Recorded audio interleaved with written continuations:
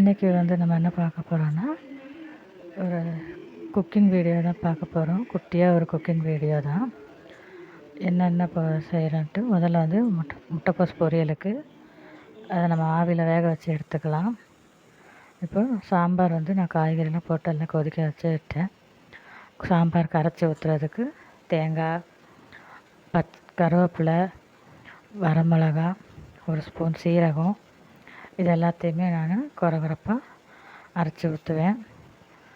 அரைச்சி ஊற்றினதுக்கப்புறம் ரொம்ப நேரம் சாம்பார் கொதிக்க விட மாட்டேன். உடனே இறக்கிடுவேன். ஒரு கொதி விட்டு உடனே இறக்கிடுவேன். சாம்பார் வந்து சூப்பராக இருக்கும்.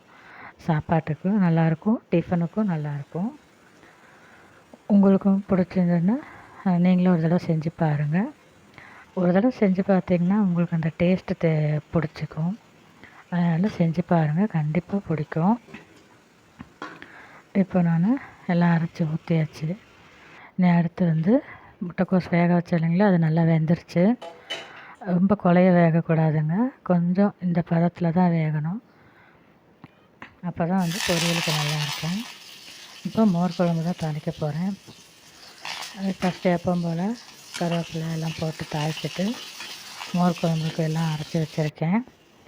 அதில் என்னென்ன அரைச்சிருக்கேன்னா, மஞ்சத்தூள், தேங்காய், பச்சை மிளகாய், சீரகம், அவ்வளோதான். நான் பருப்பெல்லாம் போட்டு அரைக்க மாட்டேன். இந்த 4 ஐட்டம் தான் போட்டு அரைச்சிருக்கேன். அரைச்சதுக்கப்புறம் அது நல்லா கொதிக்க வச்சு இறக்கிட்டோம்னா மோர் குழம்பு ரெடி ஆயிரும். அப்புறம் நம்ம அதை இறக்குனதுக்கப்புறம் நல்லா ஆறுனதுக்கப்புறம் தான் நான் தயிரவே அரைச்சி ஊற்றுவேன். அப்போ தான் திரியாமல் இருக்கும். இல்லைன்னா தயிர் சூடாக இருக்கும்போதே ஊற்றிட்டோம்னா திரிஞ்ச மாதிரி ஆகிடும் இல்லைங்களா. அதனால் கடைசியாக தான் நான் தயிரை ஊற்றுவேன். இப்போ தயிரை ஊற்றியாச்சு, அவ்வளோதான். ஒரு கொஞ்சம் நல்லா கலக்கி வச்சிட்டோம்னா மோர் குழம்பு ரெடி ஆயிரும். நல்லா கலக்கிடுங்க, ஏன்னா கொஞ்சம் அங்கங்கே வெள்ளை வெள்ளையாக இருக்கிற மாதிரி இருக்கும். அதனால் கொஞ்சம் நல்லா கலக்கிட்டிங்கன்னா மோர் குழம்பு ரெடி ஆயிரும்.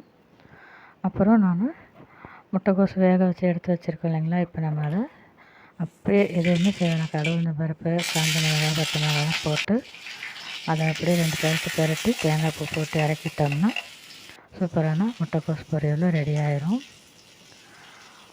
இது வந்து நான் டிவியில் ஒரு சமையல் ப்ரோக்ராமில் தான் பார்த்தேன். செஃப் தான் ஒருத்தர் சொன்னார், இந்த மாதிரி ஆவியில் வேக வச்சு சாப்பிட்டா தான் நல்லா டேஸ்ட்டாகவும் இருக்கும், சத்துக்களும் அப்படியே இருக்கும். நம்ம டைரெக்டாக தாளித்து விட்டு தண்ணி ஊற்றி தெளித்து வேக வைக்கிறத விட இப்படி செஞ்சு பாருங்கள், நல்லாயிருக்கும் அப்படின்னு சொன்னாங்க. அதான் ட்ரை பண்ணேன். உண்மையிலே நல்லா இருந்துச்சு. இப்போ எல்லாமே முடிஞ்சிச்சு, வேலை முடிஞ்சிச்சு. சாப்பாடு, மோர் குழம்பு, வெஜிடபிள் பிரியாணி, அப்புறம் சாம்பார் தான் வந்து இதெல்லாம் செஞ்சு முடித்து லேட்டாக தான் வீடியோ எடுத்தேன்னா, அதனால் சாம்பார் வந்து ஆறுனதுமே கெட்டியாகிடுச்சு. அப்புறம் நான் கொஞ்சமாக தண்ணி ஊற்றி நல்லா கொதிக்க வச்சு இறக்கிட்டேன் சாப்பிடும்போது. அவ்வளோதாங்க. நீங்களும் செஞ்சு பாருங்கள். உங்களுக்கு பிடிச்சிருந்தா லைக் பண்ணுங்கள், சப்ஸ்கிரைப் பண்ணிக்கோங்க. தேங்க்யூ.